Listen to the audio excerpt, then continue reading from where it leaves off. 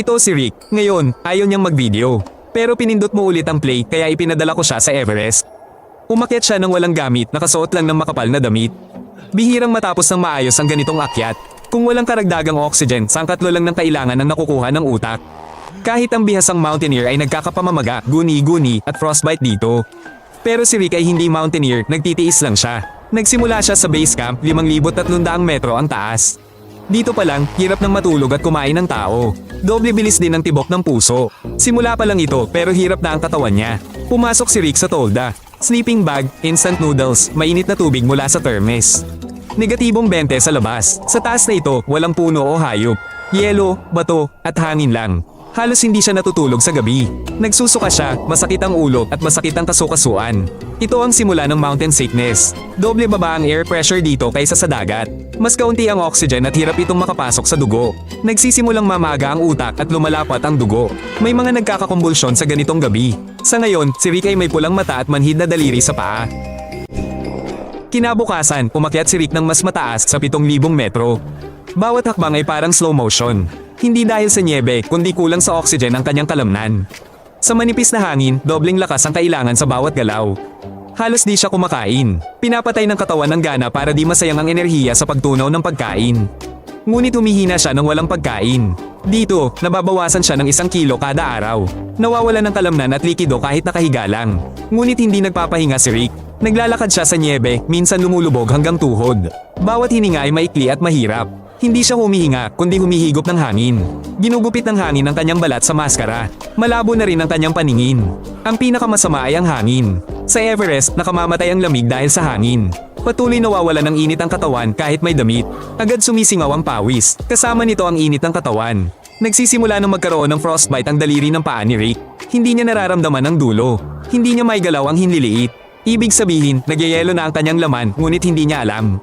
Naglalakad si Rick sa gilid ng yelong bangin. Isang hakbang lang polyhis at babagsak siya sa 1,000 metrong bangin. Sa 8,000 metrong taas, nagsisimula ang death zone. Hindi ito metapora. Napakakaunti ng oxygen dito. Kaya nasa sira ang katawan kahit nagpapahinga. Unti-unting namamatay ang mga selula ng utak, baga at puso. Kung mananatili ka ng matagal, mamamatay ka. Bihira manatili dito ang mga sinanay na atleta ng higit sa 16 na oras. Si Rick ay nasa sonang ito na sa 3 oras. Hindi niya alam na lumalaki ang ugat sa ulo niya. May likido na pumapasok sa utak niya. Ito ang simula ng pamamaga. Pero si Rick ay naglalakad lang at napakabagal. Sa taas na ito, parang patay ang katawan. Hindi alam ni Rick kung nasaan siya. Nakakakita siya ng mga bato, lubad at bakas sa niebe. Pero blanko ang isip niya. Hirap siyang huminga, lumalabo ang paningin niya. Nagsisimula siyang makarinig ng ugong parang may motor sa tabi niya. Hindi ito tunog. Ingay ito ng dugo sa kanyang tenga. Saglit siyang huminto para huminga. Pero ang puso niya ay parang baliw sa bilis. Sinubukan ni Rick magsalita pero hindi siya makabuo ng mga salita. Ang pagsasalita ay isa sa mga unang naapektuhan kapag walang oxygen ang utak. Nakarating din si Rick sa tuktok. 8,848 metro ang taas, pinakamataas na punto ng daigdig.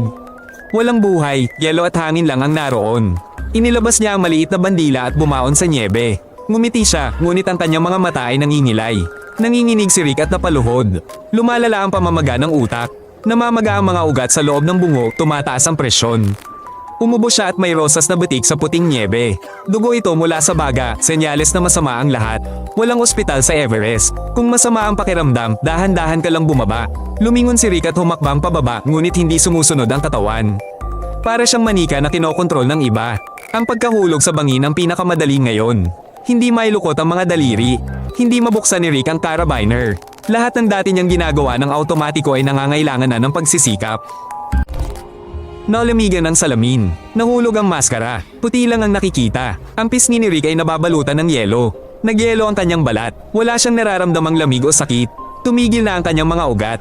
Ginawa ni Rick ang bawal. Umupo siya sa niebe para magpahinga sandali. Ngunit pumikit siya. Bumagal ang paghinga. Huminto siya sa paggalaw. Dito na siya mananatili magpakailanman. Kapag hindi gumalaw, mabilis lumamig ang katawan. Kung walang tao doon, mabilis siyang mamamatay. Pero swerte siya. Nakita siya ng mga mountaineer. Nagmulat si Rick ng mata.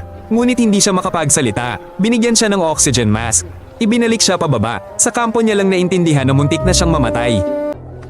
Daan-daang bangkay ang naiwan sa Everest. Tulad sila ni Rick, ngunit hindi pinalad. Sinubukan din nilang bumaba pero hindi na kaya.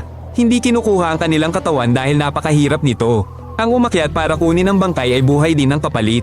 Kahit kaunting bigat doon ay nakamamatay na. Kaya ang namatay ay naiiwan kung saan sila bumagsak.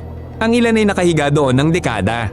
Ginagamit pa silang palatandaan. Sabi nila, liko paglagpas ng pulang jacket patungo sa dilaw. Pinalad si Rick, hindi siya naging susunod na palatandaan. Ang pag-akyat sa Everest ng walang oxygen ay isa sa pinakamahirap na pagsubok. Sa ganyang taas, nagsisimulang masira ang katawan kahit nakatayo lang. Bawat hakbang ay pakikipaglaban sa kakulangan ng hangin, sakit, lamig, at sarili. Hindi lahat nakakarating sa tuktok, hindi rin lahat nakakabalik. Dumaan si Rick sa death zone at nabuhay. Kaya, deserve niya ang iyong like.